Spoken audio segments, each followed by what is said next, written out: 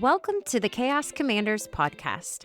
I'm Annie, aka Commander A, military wife, mom of two, and seasoned in navigating deployments, juggling schedules, and life's unpredictable missions. And I'm Katelynn, aka Commander K, solo mom to a busy neurodivergent teenage boy, business owner, and skilled chaos wrangler. We're here for the moms who do it all, the sideline CEOs, the late night warriors, the women leading in their homes, businesses, and beyond. If you've ever felt like you're running a tactical operation just to get through the day, this is the place for you. We're bringing raw, unfiltered conversations, honest insights, and tangible strategies to help you command the chaos like the Wonder Woman you are. So grab your coffee, wine, or whatever keeps you going, because we're diving in. Okay, it's official. Back to school chaos is fully here. The novelty of the new lunchbox has worn off. The first day of school outfits have already hit the laundry pile, and somehow it is still August. It's giving deep sighs at 6 p.m. and how is it only Tuesday vibes. Yep, whether you've got a toddler who's melting down before dinner or a teen who just remembered they need a poster board at 9 p.m., these evenings are no joke. It's not just the kids who are tired. We're trying to finish work, make dinner, answer 47 school emails, and maybe remember to shower. Maybe. So in today's episode, we're diving into chaos-proofing your evenings. Think of this as your permission slip to lower your expectations and create evening rhythms that actually work for your real life. We're talking about tired kid tantrums, transition tips for working moms, and how to wind down when your brain still thinks it's in survival mode. So whether you're throwing together a last-minute dinner or hiding in the laundry room just to catch your breath, you're not alone. Before we get into it, top of the show, our chaos anthem for today is Sweet Disposition by the Temper Trap. And our What's My recipe. Katelynn, what's your recipe? Ooh, I'm excited to share this one. The best crock-pot barbecue chicken from familyfreshmeals.com. We make this, I would say, well, not often anymore because Caden doesn't like it because he's picky. But he's trying new things. I know. He's trying new things. He's so a chicken boy. I know, but I don't know what his deal is about like sauce on things. You know how he is with sauce. And so these come out of the crock pot like pretty saucy. And so saucy. He is not a fan. But when my mom lived with us, we would make them fairly regularly, and they are so good, so easy. They make the house smell amazing. And you can, put them on a hamburger bun. We would get the like artisanal bread slider rolls. Or like, rolls to make sliders. And those were really good because then you can kind of portion control better and everything. And just, I don't know. We just loved it. So yeah, he's not a fan, but I need to make them again and have him try them and see if he would like them. Yeah. Try them with him. That's one of the things that I want to bring over to your house this fall. Like I can cook it up in the crock pot and then just bring it over to your house for a dinner. So what is your recipe? My recipe is a shout out to my people in Indiana. It's Hoosier chicken. Raina adores this dinner. It's from 365 Days of Crock Pot. And like a lot of my recipes come from this lady. I subscribe to her. I get an email, at least one email, if not two a day of recipes. And I just slip that right into my Paprika app. Hoosier chicken is maybe not the healthiest chicken, but it is an air fryer recipe. And you kind of create a delicious sauce that you put the chicken in. And then you crunch up a whole bunch of Ruffles. And that's like your breading. And the kids love it. So it is not the quickest to make because you have to batch it. At least we do because I have to make a lot of it because everybody eats a lot of it. Yeah. But it is pretty tasty. Oh, it sounds good. And I love that we both had kind of saucy recipes this time. Right? Yeah, we'll have to try them. Very cool. So what is your Annie update this week? Guys, I did it. I am no longer in the dinosaur world. I came up to speed here and I did it. I bought the Skylight calendar. I'm gonna sound like an advertisement, but y'all, it's real good. You have an app. It's on your phone. You can add to the calendar from your app. You can have the kids don't have chore charts on the fridge anymore. Well, they're still up. I need to take them down, but my fridge is getting really bare because their chore charts are gone. It's now a task that is set up for every day on the calendar. They tick them off. They can get rewards. We do meal planning on it. Great thing is that my husband can go in and see what the meals are for the week. If he wants it to change, he can flip-flop them around. Everybody's assigned a color. It is changing my life, and I've only had it for a little over a week. So feels good to not be a dinosaur. Yay! Feel like a spring chicken. I love that. I can't wait to see it in action. I haven't seen it yet. So that's going to be exciting. And I'm just glad that it's like going to make just household management and this school year so much easier for you. So that's really exciting. Sure. I mean, the best part is like, so we have to order our kids' lunches and like 2 weeks or, ahead of time. And like, how am I going to remember what we're eating on what day and when I need to pack a cold lunch and all that jazz. So when you place the order, you get an email that tells you each day and what the meal is. And I literally forward that email to the calendar and I put in the subject line, Joel's name. Boom, all there. I didn't have to type it in. I just had to approve it. And yeah, amazing. Yeah, that's awesome. Oh, makes life so much easier. You can talk to it. So you select who it's for. So in the school district that we're in, the public school district that our daughter goes to, everything, the specials, like you have art on a day, you have library on a day, so those are called specials. So specials happen, like each day is a different day. So like Monday's day 1, Tuesday's day 2, and it goes up to 6. So that's where it gets tricky, right? Because there's not 6 school days in the week. So then next Monday is day 6, but then next Tuesday is day 1. So I can go through and the kids have to plan their day according to whatever their special is, right? You need sneakers if you have PE.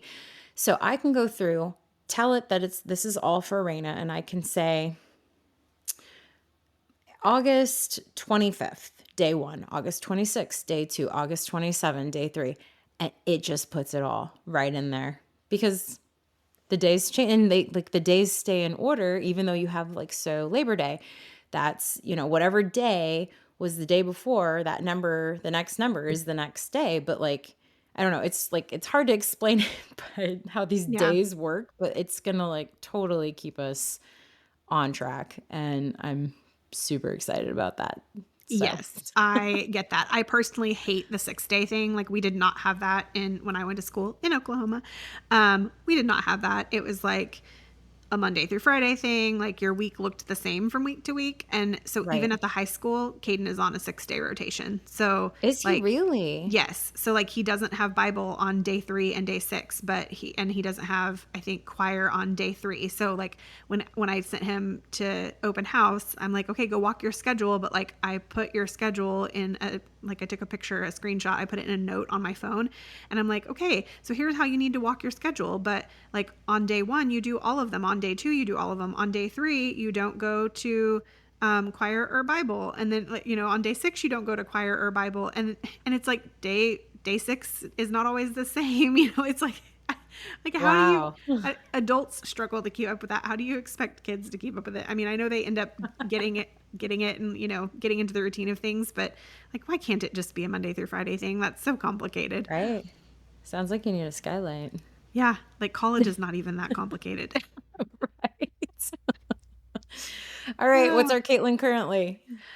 Well, that's my Katelynn currently really is about high school. So my baby, he started high school yesterday as of this episode coming out, and I am unwell. Just, I'm unwell. No, I'm fine. But, no, just been a lot of thinking back to oh my gosh, he's about to be 15. And so almost 15 years ago, I had a 5-pound preemie baby that was born, and he just started high school, and it's like the time has flown by.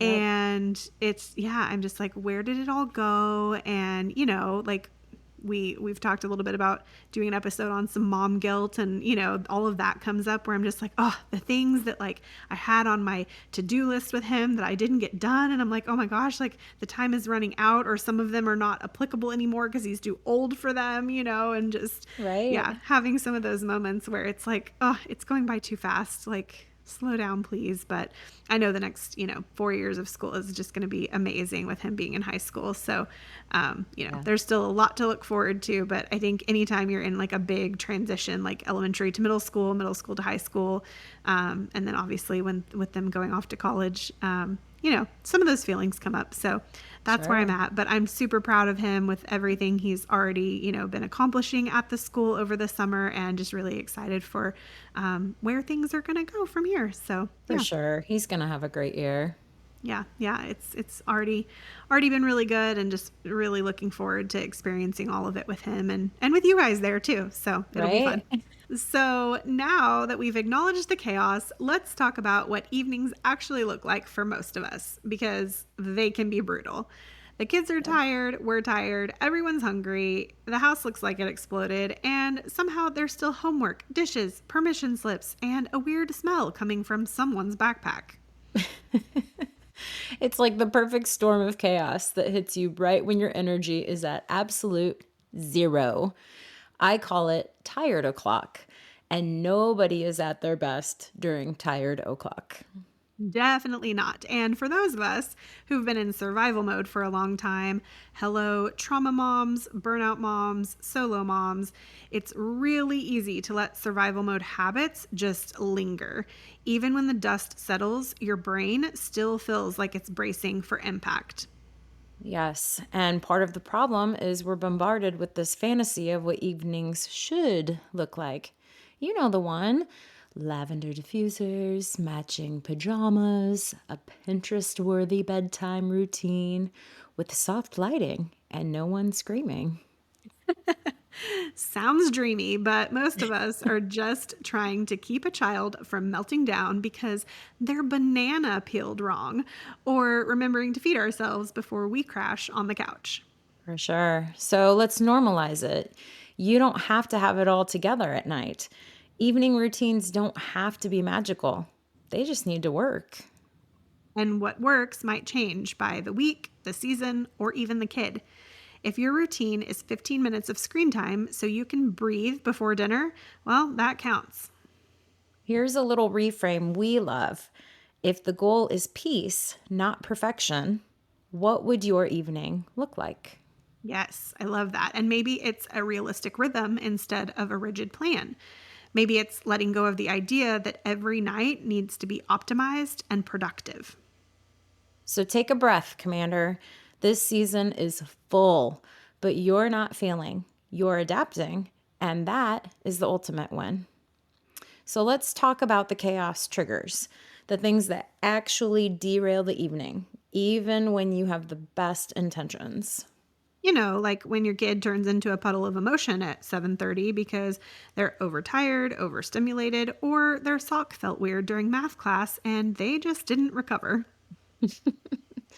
Or my personal favorite, the post dinner, I forgot to tell you I have a project due tomorrow and I need 12 poster boards announcement. Oh, yes. That's right up there with I forgot to charge my laptop, or I need to bring $10 and a snack for tomorrow's field trip at 9 p.m.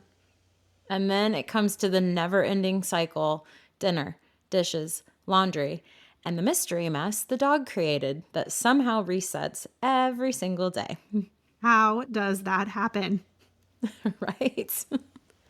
And for moms who work, especially those of us who work from home, it can be so hard to switch off. The line between work time and home time is blurry when your office is also your kitchen table. It's like you're expected to seamlessly jump from content calendar to bedtime story with no buffer in between. And once the kids are down, it's time for the second shift. Right? Prep lunches, check emails, sign the forms, wash the uniform, reset the kitchen, plan tomorrow. except sometimes you're just too tired to even care about tomorrow. Okay, so time for our commander confessions. I love me a good system. We've got backpack stations by the door, snack sticker love notes written and placed on tomorrow's snack, and a lunch packing routine that usually works, except when I forget that they even exist. And meanwhile, over here, we're living in high schooler chaos. Caden gets home late from practice, eats everything in sight, dumps all his stuff all over the place, and then wants to unwind for 2 hours while I'm fighting to stay awake. My life needs flexible structure, not rigid routines. We use the fridge calendar, Google Calendar, and honestly, a lot of reminders yelled as he walks out the door. Same. I want to be the mom who preps everything beautifully the night before, but half the time I'm doing dishes in the dark while voice texting my Skylight calendar reminders. Listen, if you've ever said, well, this is what we meant to do, then congratulations, you're one of us. Chaos commanders don't need perfect routines. We just need rhythms that help, not hurt. So, now that we've called out all of the triggers, let's talk about how to actually create a more peaceful evening flow. And here's the key, we're talking rhythms, not rigid routines. Yes, you don't need a minute by minute schedule to have structure. You just need a flow, something that helps your family settle into the night without everyone losing their minds. So instead of trying to control every variable, anchor your evening around one consistent thing. For some families, that's a sit down dinner. For others, it's a quick 20-minute cleanup or a couch check in before screens come on. At our house, it's dinner and decompress. We eat dinner together for the most part. I'm sure we are heading into days where that might not always work out as we juggle after school activities and sports. But for right now, dinner is where we open up the opportunity for connection. Because I'm not sure about you, but the last thing my kids want to talk about when they get home from school is their day. So at dinner, we start conversation with what I call high lows. And high lows are the kids tell us what the high part or the best part of their day was, and what the low part or the worst part of their day was.